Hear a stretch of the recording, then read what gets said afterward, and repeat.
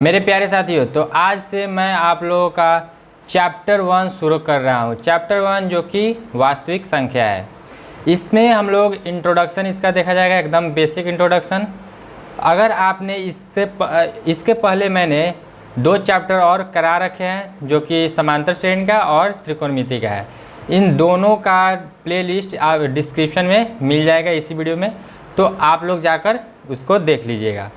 तो इसमें हम लोग क्या क्या पढ़ने वाले हैं पहले उसको ज़रा देख लिया जाए। तो सबसे पहले इसमें हम लोग पढ़ने वाले हैं क्या, प्राकृत संख्या, पूर्ण संख्या, पूर्णांक, सम संख्या, विषम संख्या, भाज्य संख्या, अभाज्य संख्या, सअभाज्य संख्या, परिमेय संख्या, अपरिमेय संख्या और यूक्लिड विभाजन एल्गोरिथम, जो कि आपका चैप्टर ही यहीं से स्टार्ट होता है। ठीक है, लेकिन इसको स्टार्ट करने से पहले थोड़ा सा बेसिक भी तो जानना चाहिए। तो चलिए बढ़ते हैं, अपनी जो संख्या है उसके बारे में थोड़ा सीखते हैं। तो देखिए, सबसे पहले ये जो है 1 2 3 4 5 6 7 8 9 और एक आप 0 लगा लें, या फर्स्ट में इसको 0 को डाल देते हैं। ठीक है, तो ये सारी क्या है, अंक है। ये सभी क्या है, अंक हैं। अब इन्हीं अंक से, यानी कि डिजिट बोल सकते हैं इसको, इन्हीं अंकों से क्या मिलकर संख्या बनती है। बड़ी बड़ी संख्या इन्हीं जो 10 संख्याएं हैं, डिजिट हैं, इन्हीं से मिलकर बनती हैं। जैसे कि देखिए, संख्या क्या होती है, यहाँ पे आप लोग लिख सकते हैं कि संख्या क्या होती है। तो अंकों से मिलकर, संख्या अंकों से मिलकर बनी होती है। यहाँ पे लिख देता हूँ कि संख्या अंकों से मिलकर बनी होती है। ठीक है, मिलकर बनी होती है। जैसे कि देखिए, अब मान के चलिए अगर 2026 लिखना है, तो जैसे 2 0 2 6, ये क्या है, एक एक अंक से मिलकर ये 2026 एक संख्या बन गई है। वैसे ही अगर आपको क्या लिखना हो, 172 लिखना हो, तो ये भी आपका क्या हो गया, अंकों से मिलकर बन गया कि 172, यानी इसमें कितने अंक है, तो अगर देखा जाए तो 3 अंक है। 3 अंक से मिलकर एक क्या होगा, 172 एक संख्या बन गया है। ठीक है, वैसा ही अगर आप चाहे 5 लाख लिखना तो उस तरह लिख सकते हैं, 5 पर 5 को 0 लिख दीजिए। तो ये क्या है कि अंकों से मिलकर बड़ी बड़ी संख्याएँ बनती है। ठीक है, अब इस थोड़ा संख्याओं पर चर्चा करते हैं। तो पहला क्या आता है कि प्राकृतिक संख्या, इसे आप प्राकृतिक संख्या भी कह सकते हैं। तो प्राकृतिक संख्या क्या होता है, तो गिनती की संख्या को ही प्राकृतिक संख्या कहते हैं। यानी कि हम लोग काउंटिंग कहाँ से स्टार्ट करते हैं, 1 से। तो जैसे कि 1 2 3 4 5 6 7 8 9, ऐसे करके आप आगे भी बढ़िएगा। तो ये सारी क्या है, प्राकृतिक संख्या है। जैसे कि यहाँ पे आप लोग एग्जाम्पल देख सकते हैं। अब दूसरा आता है कि पूर्ण संख्या। पूर्ण संख्या क्या होता है कि प्राकृत संख्या में, यानी कि प्राकृत संख्या जो है वो तो है ही, लेकिन अगर उसमें एक 0 भी शामिल हो जाए तो वो पूर्ण संख्या कहलाती है। जैसे देखिए यहाँ पे 0 1 2 3 4 5 6 7 8 9 10 11, जहाँ तक वो जाना है वहाँ तक जाइए। ये आपका इन्फिनिटी तक जाता है, यानी कि अनंत तक। ठीक है, अब आगे बढ़ते हैं। तो देखिए, इससे 2 क्वेश्चन बना है, जिससे आप लोग इसका आंसर कमेंट में दीजिएगा। क्या कह रहा है कि सभी प्राकृत संख्या पूर्ण संख्या हो सकती है, मतलब कि जितने भी प्राकृत संख्या हैं वो पूर्ण संख्या हो सकती है। तो अभी मैंने बताया कि ये सारी क्या है कि प्राकृत संख्या है, और इसमें बस क्या है, 0 शामिल है। यानी कि जितने भी प्राकृत संख्या है ये पूर्ण संख्या में आ जा रही हैं। तो इसलिए आपका सभी प्राकृत संख्या पूर्ण संख्या हो सकती है, यानी कि ये सही है।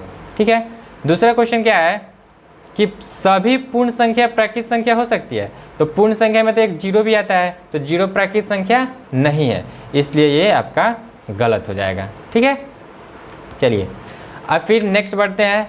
तो आता है पूर्णांक।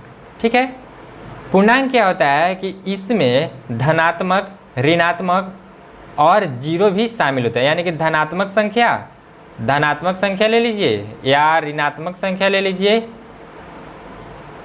और 0, ये सभी पूर्णांक में आ जाते हैं। जैसे देखिए, यहाँ से क्या है कि इधर सब 1 2 3 4 5 6 इधर क्या है, धनात्मक है, और इधर आइएगा तो सेम क्या है, इधर ऋणात्मक है, और ये आपका माइनस अनंत तक चला जाएगा, और इधर आप जाइएगा तो प्लस अनंत तक ये चला जाएगा, ठीक है। और इसमें क्या है कि एक जीरो भी शामिल है, तो जिसमें जीरो धनात्मक संख्या और ऋणात्मक संख्या हो उसे पूर्णांक कहते हैं, ठीक है। अब जरा इससे क्वेश्चन देखते हैं, इसमें हमें सही और गलत चुनना है। कह रहा है कि सभी प्राकृत संख्या पूर्णांक हो सकती है, यानी कि जितने भी प्राकृत संख्या है वो पूर्णांक संख्या हो सकती है। तो यहाँ पे आप लोग देख सकते हैं कि जितने भी प्राकृत संख्या ये पूर्णांक में आ जा रही हैं, तो ये सही होगा, ठीक है। फिर दूसरा क्वेश्चन क्या कह रहा है कि सभी पूर्ण संख्या क्या होता है, जिसमें जीरो शामिल हो। तो यहाँ पे देखिए जीरो के बाद ये सारा क्या है, पूर्ण संख्या है, और ये सभी पूर्णांक में आ जा रही हैं, तो ये सभी क्या होंगी, पूर्णांक हो सकती हैं, तो ये भी आपका सही है। अब देखिए तीसरा नंबर क्वेश्चन क्या है, ये आपका तीसरा नंबर कि सभी पूर्णांक पूर्ण या प्राकृत संख्या हो सकती हैं। यानी कि अगर देखें आप, ये पूर्णांक है और इसमें निगेटिव भी आ रहा है, पॉजिटिव भी आ रहा है और जीरो भी आ रहा है, तो जीरो से लेकर आपका प्लस अनंत तक अगर आप जाइएगा तो ये तो सारा आपका प्राकृत संख्या या और पूर्ण संख्या हो सकती हैं। यानी कि प्राकृत आपका जीरो हटा दीजिएगा तो ठीक है, तो ये तो पूर्ण या प्राकृत हो सकती हैं, लेकिन ये निगेटिव वाला कभी भी ना प्राकृत संख्या होगी और ना ही पूर्ण संख्या होगी, तो इसलिए सभी पूर्णांक पूर्ण या प्राकृत संख्या नहीं हो सकती है, ठीक है, तो इसलिए ये गलत हो जाएगा। अब बढ़ते हैं नेक्स्ट, सम संख्या क्या होती है। तो दो से पूर्ण विभाजित होने वाली संख्या सम संख्या कहलाती है। यानी कि दो से अगर किसी संख्या में आप भाग देते हैं, अगर उसका शेषफल जीरो आ जाता है तो वो संख्या क्या कहलाएगी, सम संख्या। जैसे कि यहाँ पे देखिए, ये तो आप लोग आसानी से भाग दे देंगे। जैसे हम 2026 को ही लेते हैं, तो देखिए 2026 को अगर 2 से भाग दीजिएगा तो ये क्या हो जाएगा, 2 एकम 2, ठीक है, ये कट गया, फिर जीरो नहीं लगेगा भाग तो 2 उतारिएगा तो यहाँ पे एक जीरो हो जाएगा, क्योंकि 2 संख्या उतारा है मैंने। तो यहाँ पे फिर क्या हो जाएगा, 2 एकम 2 और ये कट गया, फिर 6 और 2 तिहाई 6, यानी कि शेषफल क्या आ गया, कट गया, यानी कि शेषफल जीरो आ गया। तो वैसे ऐसी संख्या क्या कहलाती है, सम संख्या कहलाती है, ठीक है। अब सम संख्या को पहचानेंगे कैसे, तो देखिए अगर जिसके अंत में 0 हो, 2 हो, 4 हो, 6 हो, 8 हो, वो सारी आपकी सम संख्या होंगी। अंत में 0, 2, 4, 6, 8 हो उसे सम संख्या कह सकते हैं, ठीक है, कह सकते हैं, नहीं कहेंगे ही। अब आती है विषम संख्या। विषम संख्या क्या होता है कि जो 2 से पूर्ण विभाजित ना हो, यानी कि अगर आप 2 से उसमें भाग दें और कुछ ना कुछ शेषफल बच जाए, शेषफल वहीं 1 ही बचेगा, ठीक है। तो शेषफल यदि आपका बच जाता है तो वैसी संख्या विषम संख्या होती है। जैसे कि आप 47 को लीजिए, यहाँ पे 47 को 2 से भाग दीजिए तो ये क्या हो जाएगा, 2 दूनी 4, कट गया, फिर 7 उतारिएगा, 2 तिहाई 6 और नीचे क्या आ गया, शेष आपका 1 आ गया। तो जब शेषफल आपका आ जाता है तो ये क्या हो जाता है, विषम संख्या हो जाता है, ठीक है। उम्मीद करते हैं कि बहुत अच्छे से समझ में आ रहा होगा, तो वीडियो को लाइक कर दीजिए। चलिए अब आता है अभाज्य संख्या। अभाज्य संख्या को थोड़ा समझिएगा। कह रहा है कि वैसी संख्या जो एक और स्वयं से विभाजित हो, यानी कि कोई आप संख्या लीजिए, वो एक और खुद से विभाजित होता है, यानी कि खुद से भाग लगकर और पूरी कट जाता है, तो उसे अभाज्य संख्या कहते हैं। जैसे आप 2 को ही लीजिए, ठीक है, तो 2 क्या होगा कि एक से कटेगा और एक खुद से 2 से कटेगा। अब आप बोलिएगा कि एक को लिया जा सकता है, तो नहीं, एक ना ही आपका क्या होगा, अभाज्य होगा और ना ही भाज्य होगा, ठीक है, क्योंकि एक खुद एक से ही कटेगा, लेकिन इसमें क्या होगा, एक और स्वयं से, यानी कि 2 से बड़ा वाला संख्या ही आपका अभाज्य संख्या में आएगा, ठीक है। तो देखिए जैसे 2 हो गया। अब अगर आप 11 लीजिए, ठीक है, 11 क्या हो जाएगा, आपका 1 से कट जाएगा और ये और कोई भी संख्या से नहीं कटेगा, ठीक है, तो ये सिर्फ 11 से ही कटेगा, यानी कि एक क्या हो गया, एक हो गया गुणनखंड इसका और एक 11 हो गया। वैसे ही आप 13 ले सकते हैं, तो 13 का भी क्या होगा, एक से कटेगा और एक 13 से कटेगा, ठीक है। अब आता है कि भाज्य संख्या, ठीक है। तो भाज्य संख्या क्या होती है कि वैसी संख्या है जो एक और स्वयं के अलावा अन्य से भी विभाजित हो जाए, यानी कि अन्य भी उसका गुणनखंड हो, तो उसे भाज्य संख्या कहते हैं।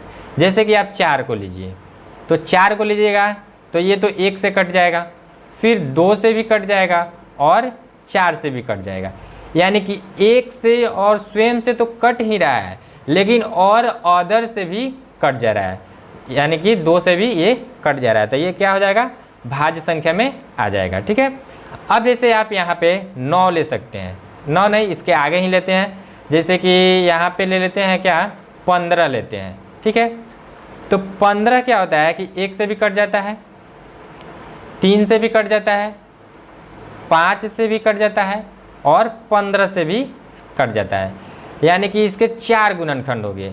1 और 15 से तो कट ही रहा है, लेकिन 3 और 5 से भी कट रहा है। तो वैसी संख्या जो 1 और स्वयं के अलावा अन्य से भी विभाजित हो, अन्य से भी कट जाए, यानी कि जिसका शेषफल 0 आ जाए, तो वैसी संख्या क्या होती है, भाज्य संख्या होती है। तो अब देखिए फिर आगे बढ़ते हैं, सअभाज्य संख्या।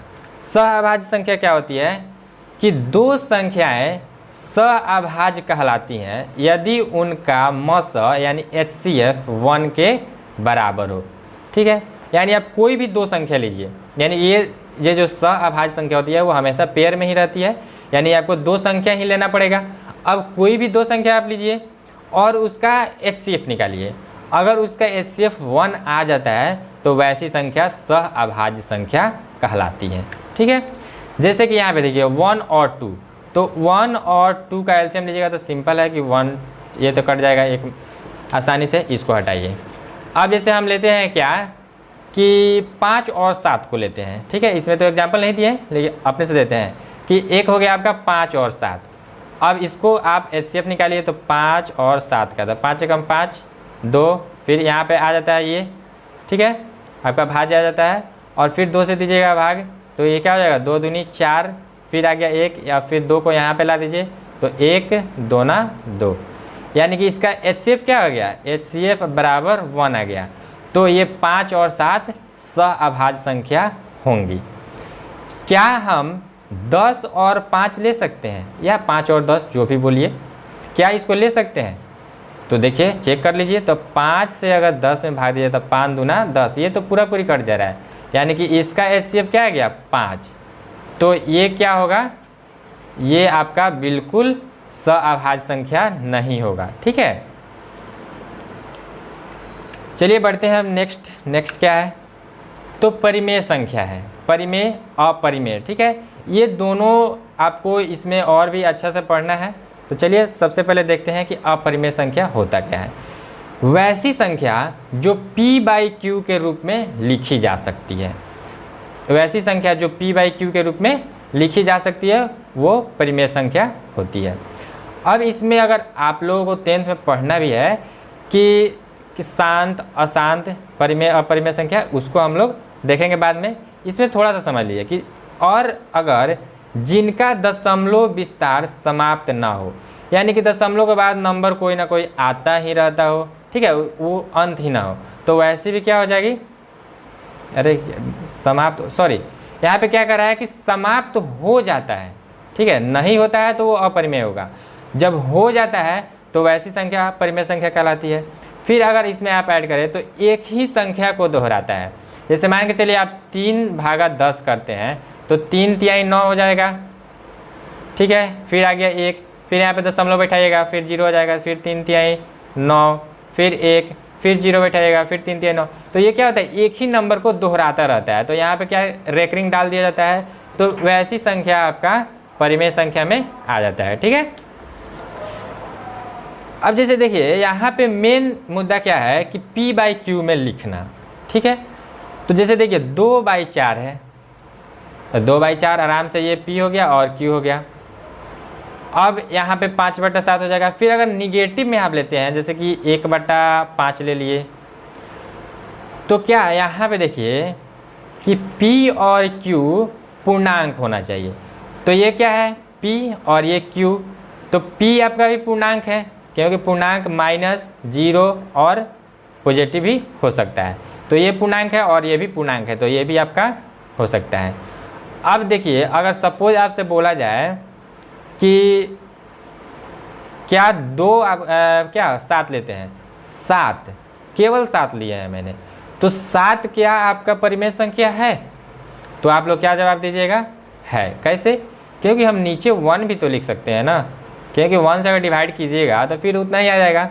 तो ये भी आपका क्या हो गया? P और ये Q हो गया, यानी कि 7 को भी हम परिमेय संख्या कहेंगे। एक और एग्जांपल लीजिए रूट वाला में। तो देखिए रूट में अगर आप लीजिएगा, रूट अगर 5 लेते हैं तो क्या यह परिमेय संख्या है? कहिएगा हाँ ऑफ कोर्स है, क्योंकि इसके नीचे हम 1 लगा देंगे, हो जाएगा। तो नहीं, ये आपका नहीं है। तो रूट 5 जो है आपका परिमेय संख्या नहीं है। कैसे? क्योंकि देखिए ये रूट 5 जो है ये आपका पूर्णांक नहीं है, ठीक है। मैंने अभी भी बताया कि P और Q पूर्णांक होना चाहिए, लेकिन रूट 5 पूर्णांक नहीं है, इसलिए ये नहीं होगा, ठीक है। अब अगर मैं फिर आपसे अगर ये एक एग्ज़ाम्पल लिया है मैंने कि जैसे कि रूट 4 लेते हैं, ठीक है। तो रूट 4 जो है, रूट 4 ये हो सकता है, हो सकता है। कैसे? तो देखिए इसके नीचे तो हम 1 लिख सकते हैं। अब आप लोग बोलिएगा कि रूट 4 अभी रूट 5 बताया अभी कि भाई परिमेय नहीं हो सकता है, अभी बोल रहे हैं कि 4 हो सकता है। तो देखिए रूट 4 को अगर आप बाहर निकालिएगा तो रूट 4 का वर्गमूल क्या होता है? 2 हो जाता है, और नीचे 1 आ गया, तो 2/1 तो हो सकता है ना परिमेय। इसलिए अगर रूट 4 है तो इसको निकाल लीजिए।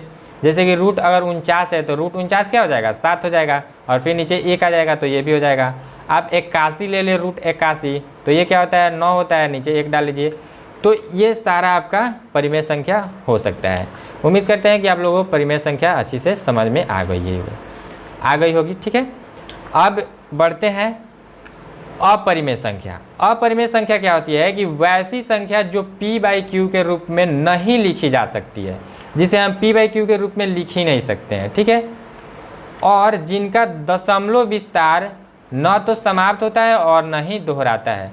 यानी कि दशमलव के बाद क्या नंबर आते रहते हैं, ठीक है, वो ना ही दोहराता है। अगर दोहराने लगे, सेम नंबर को दोहराने लगे तो वो क्या हो जाएगा? परिमेय हो जाएगा। लेकिन नहीं दोहराता हो तो वो आपका अपरिमेय संख्या हो जाएगा। जैसे कि रूट 2 हो गया, रूट 3 हो गया, पाई हो गया, ठीक है। अब यहाँ पे देखिए 3.14519 ऐसे करके आपको अगर डॉट डॉट दिखे, इसका मतलब इसके आगे और भी नंबर हैं, तो ये सारा आपका अपरिमेय में आ जाएगा, ठीक है।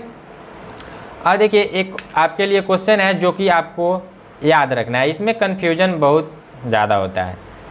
देखिए पाई जो है एक अपरिमेय संख्या है, ठीक है, लेकिन उसका मान 22/7, 22/7 क्या है? एक परिमेय संख्या है, क्योंकि 22/7 तो ये आपका P हो गया और ये Q हो गया, और ये दोनों क्या है? पूर्णांक है। इसका मतलब ये परिमेय संख्या हो गया, ठीक है। अगर आप 3.14, ठीक है, 51 ऐसे करके लेते हैं डॉट डॉट डॉट, तो वो सारा आपका अपरिमेय में आ जाता है। तो इसको आप लोग याद रखिएगा। अब देखिए इन सारी संख्याओं को एक सर्कल के अंदर जानते हैं, ठीक है। तो देखिए ये आपका एक सर्कल हो गया जिसके अंदर आ जाता है प्राकृत संख्या, और इसके ये जो है ये किसके अंदर आ जाएगा? पूर्ण संख्या के अंदर, ठीक है। यानी कि जितने भी प्राकृत संख्या होंगे वो सारे पूर्ण संख्या कहलाएंगे। फिर एक और आपका सर्कल आता है, ये क्या है? तो ये आपका है पूर्णांक, यानी कि जितने भी प्राकृत संख्या हैं, पूर्ण संख्या है, वो सारी पूर्णांक कहलाएंगी। इसमें 0 भी आ जाएगा क्योंकि पूर्ण संख्या 0 है, ठीक है। फिर अब ये सभी किसके अंदर आ जाएंगे? तो ये सभी परिमेय संख्या के अंदर आ जाएंगे, क्योंकि परिमेय संख्या में क्या होता है कि सारा पूर्णांक होता है, ठीक है। यानी कि P/Q के रूप में लिखते हैं और वो पूर्णांक होना चाहिए। तो जब पूर्णांक है तो पूर्ण भी हो सकता है, प्राकृत भी हो सकता है, ठीक है। अब इसके अलावा एक आता है आपका अपरिमेय संख्या, ठीक है, जो कि बिल्कुल परिमेय संख्या से अलग होता है, इसलिए इसको अलग सर्कल में बनाया है। अब ये सभी किसके अंदर आ जाएगा? तो ये सभी आ जाएगा वास्तविक संख्या के अंदर, जो कि यही मेरा चैप्टर है। हम लोगों का चैप्टर क्या है? वास्तविक संख्या। अब इसके अंदर भी अगर आप एक और अलग सर्कल बनाते हैं काल्पनिक का, ठीक है, और वो सारी संख्याएं किस में आ जाएगी, सम्मिश्र संख्या में, यानी कि कॉम्प्लेक्स नंबर में, जो कि आप लोग 11th में पूरा एक चैप्टर ही है उसको पढ़िएगा। ठीक है, तो अब हम ज़रा बढ़ते हैं अपने जो 10th के मेन मुद्दे पे, जो कि है यूक्लिड विभाजन एल्गोरिथम। ठीक है, एल्गोरिथम, तो ये इसको आप एल्गोरिथम को प्रमेयिका भी कह सकते हैं, प्रमेयिका लिख देता हूँ यहाँ पे, प्रमेयिका। ठीक है, तो ये क्या होता है यूक्लिड विभाजन एल्गोरिथम, इसको जानते हैं। दो धनात्मक पूर्णांक a और b दिए रहने पर ऐसी अद्वितीय पूर्ण संख्याएं q और r विद्यमान है कि a बराबर b q जोड़ r, यानी कि a और b क्या है, आपका पूर्णांक है। ठीक है, और इसमें क्या कह रहा है कि r जो है, r ये जो आपका 0 के बराबर या 0 से बड़ा होना चाहिए, लेकिन b से छोटा होना चाहिए। क्यों, तो थोड़ा सा इसको आप लोग तो जानते ही होंगे कि भाज्य बराबर भाजक गुने भागफल प्लस शेषफल होता है। तो इसके माध्यम से हम लोग जानते हैं कि ये जो भाज्य है वो आपका a हो जाएगा, यहाँ पे ये भाजक जो है ये b हो जाएगा, और भागफल जो है ये q हो जाएगा, और शेषफल जो है ये r हो जाएगा, यानी कि a बराबर b गुने q प्लस r। ये जो है ये आपका यहीं से उठाया गया है। अब इसको थोड़ा और विस्तार में समझते हैं एग्जाम्पल के साथ। ठीक है, तो जैसे मान लीजिए मैंने यहाँ पे एक एग्जाम्पल लिया कि 5 और 7 का, या यहाँ पे ले लेते हैं 17 का। ठीक है, तो ये हो जाएगा 5 तिहाई 15, इसका HCF निकालते हैं। ठीक है, तो ये हो जाएगा 2, और ये आ जाएगा फिर यहाँ पे 5, और फिर 2 दूना 4, 1, और फिर 2 1 एकम 1 दूना 2 हो जाएगा, और ये कट जाएगा। अब इसमें क्या हुआ कि ये तो आपका क्या था, ये जो था भाज्य था, ये आपका भाजक था, ये भागफल था, और यहाँ पे शेषफल आ गया है। ठीक है, तो ये आपका क्या हो गया, ये हो गया आपका b q और r। लेकिन HCF में अगर इसमें करना है तो जब HCF में कीजिएगा तो ये क्या हो जाएगा, ये जो शेषफल आ गया ये आपका क्या बन गया, ये आपका भाजक बन गया। ठीक है, और यहाँ का जो भाजक था वो यहाँ पे आ गया, यहाँ पे क्या बन गया, ये भाज्य बन गया। ठीक है, फिर इसके बाद भाग देंगे तो फिर आपको कैसा हूँ करके इसको कटा देना होता है, और जो लास्ट वाला जो भाजक बच जाता है जिससे कि आपका शेषफल 0 आ जाता है, वही HCF हो जाता है। ये तो आप लोगों ने पढ़ा होगा। सेम यहाँ पे वैसा ही अपनाना है। जैसे कि एक जगह पर हमने क्या लिया 5, नहीं एक जगह पर हमने क्या लिया 17, तो ये हो गया 17 बराबर b के जगह पर हमने क्या लिया, तो b के जगह पर हमने 5 लिया।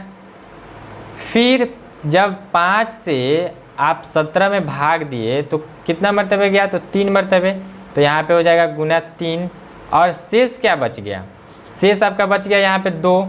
ठीक है, यहाँ पे 2। अब देखिए हमें क्या करना है कि शेषफल को 0 करना है, तो फिर यहाँ पे देखिएगा तो ये जो 2 है ये क्या है, शेषफल आ गया है, शेषफल, और हम 2 से किस में भाग दे रहे हैं, b में, यानी कि भाजक में, तो ये भाजक जो है ये फिर यहाँ पे आ जाएगा। ठीक है, अब इसमें हमको क्या करना है, 2 से भाग देना है, तो 2 यहाँ पे आ जाएगा b, और फिर 2 से अगर भाग दिया तो कितना मरतबे कटेगा, यानी कि भागफल क्या हो जाएगा, तो 2 मरतबे कटेगा, यहाँ पे मैंने बताया, और फिर इसमें शेषफल क्या बच गया 1, तो यहाँ पे 1 हो जाएगा। ठीक है, अब फिर क्या करेंगे कि इस 2 को यहाँ पे लाएंगे। अब जब 2 को यहाँ पे मैंने ला दिया तो इसमें हमने भाग किससे दिया, 1 से, तो 1 हो जाएगा, फिर गुने 2, और शेषफल क्या आ जाएगा 0, यानी कि 0 शेषफल कब आया, तो इसके जब जिसमें आपका शेषफल 0 आ जाए उसमें हमें देखना है कि b क्या है, तो ये तो a हो गया, और ये b हो गया, ये q हो गया, और ये r हो गया। तो r जहाँ पे 0 उसमें b क्या है, तो b बराबर है 1, और यहीं क्या हो जाएगा HCF, तो HCF बराबर हो जाएगा 1। ठीक है, HCF क्या हो गया आपका 1 हो गया। अब हम लोग बढ़ते हैं क्वेश्चन पे। कि इसका क्या करना है कि HCF निकालना है, HCF निकालना है यूक्लिड विभाजन एल्गोरिथम का प्रयोग करके। तो कैसे निकालेंगे, तो देखिए ये 125 और 15 है, इसमें हम क्या करते हैं कि A बराबर BQ जोड़ R, यही हमारा एल्गोरिथम होता है यूक्लिड विभाजन एल्गोरिथम। अब इसमें A क्या हो जाएगा 125, A 125 हो गया, B क्या हो जाएगा 15, B क्या हो गया 15।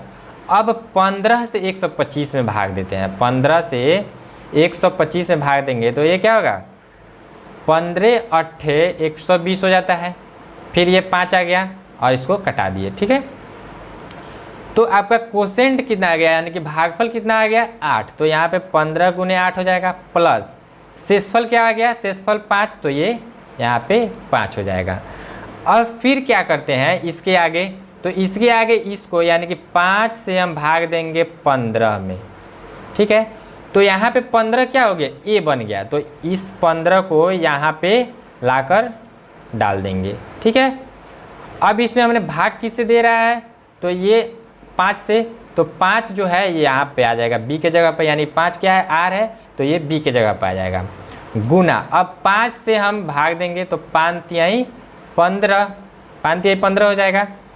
और जब 5 तिहाई 15 यहाँ पे 5 तिहाई 15 और ये कट गया यानी कि शेषफल क्या आ गया 0, तो जिसमें आपका शेषफल 0 आ गया उसके B को देखेंगे, तो यहाँ पे R बराबर 0, तो B बराबर क्या हो जाएगा 5, तो यहाँ पे B क्या आ गया 5, और यहीं क्या हो जाएगा यहीं आपका हो जाएगा HCF, तो HCF बराबर हो गया 5, यही आंसर हो गया।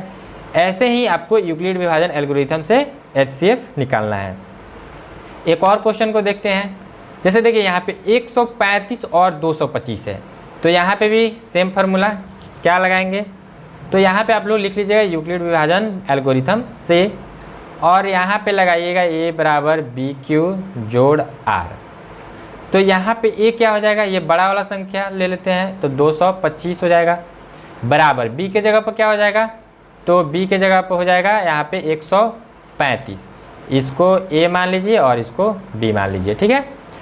अब 135 से 225 में भाग देना है, 135 से 225 में भाग देना है, तो कितना मरतबा कट जाएगा, तो 135 एकम 135, ये हो जाएगा 0, और ये फिर क्या हो जाएगा 9 और 0। तो देखिए 135 से जब भाग दिए 225 में, तो Q क्या हो गया, ये हो गया भागफल, तो क्या आया 1, तो यहाँ पे 1 प्लस R क्या आया R आपका आ गया 90। और फिर इस R को इसमें क्या करेंगे कि ये जो B है इसको हम A बनाएंगे यहाँ पे लाकर, फिर क्योंकि देखिए 90 से अगर भाग दीजिएगा 135 में, तो ये क्या हो गया आपका भाज्य बन गया, तो भाज्य को हम लोग कहाँ लिखते हैं A के जगह पर, बराबर। अब हम भाग किसे दे रहे हैं 90 से, यानी कि जो रिमाइंडर बच जाता है शेष बच जाता है उससे भाग देंगे, तो यहाँ पे हो जाएगा 90, यानी कि R जो है B के जगह पर आ जाएगा। अब 90 से 135 से भाग देना है, तो फिर 90 एकम 90 हो जाएगा, और ये हो जाएगा 5 और ये 4, ठीक है 45 हो गया। यानी कि जब 90 से 135 में भाग दिए तो कितना मरतबे दिए, 1 मरतबे, यानी कि आपका Q आ जाएगा 1, ठीक है। और रिमाइंडर क्या बच गया, रिमाइंडर यानी कि R क्या बच गया 45। और फिर क्या करेंगे नेक्स्ट स्टेप में, फिर इस B को यहाँ पे लाएंगे, यानी कि यहाँ पे क्या हो जाएगा 90 बराबर। अब यहाँ पे आ गया 90, और R को क्या, R को B के जगह पर लाएंगे, तो B के जगह पर यहाँ पे आ गया 45।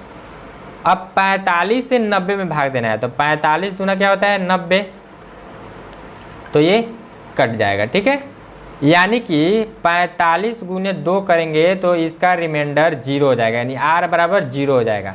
तो जब R बराबर 0 हो गया तो इसके B को देखते हैं, तो B क्या है 45, तो यही क्या हो गया HCF, यानी HCF बराबर हो जाएगा 45 आंसर, ठीक है। उम्मीद करते हैं कि आप लोगों को ये सारी क्लास बहुत ही बेहतरीन तरीके से समझ में आई होगी। तो हम लोग नेक्स्ट वीडियो में इसके क्वेश्चन को करने वाले, यानी कि प्रश्नावली 1.1 को सॉल्व करेंगे, तो उसको देखना ना भूलिएगा।